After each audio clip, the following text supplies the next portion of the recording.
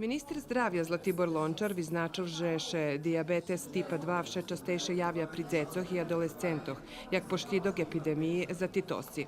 Diabetes pre komplikaciji kotrih oprovadza veljka ekonomska terha šitskim zdravstvenim sistemom i celomu društvu. Po najnovších podatkoh Međunarodnej diabetes federaciji každa 11 osoba na Švece ma diabetes.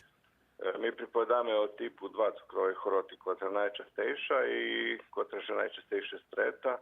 Je i osnova u genetiki, ktorú my nosíme u sebe. Postoji prihyljnost pri vekšim číslu ľuďoch ku cukrovej choroty. To sme našli deli od svojich predkoch. I druhá vážna stvar, to spôsob dneškajšoho našoho života, kotri s takým tempom i s takým spôsobom kostiranja doprinoši tomu, že bi se ona pojavljovala častejše, jako to bilo skori. Prvenstveno še duma na nepravilne kostiranje, najčastejše kod je prisutna nješka, unošenje koncentrovanih ugljovih hidratov i vekša količina hrani, jak to potrebne, že bi organizam funkcionovao. Doktor Mučenski nahlaša, že každa osoba treba, že bi vodzela rahunku o pravilnim kostiranju i fizičnoj aktivnosti.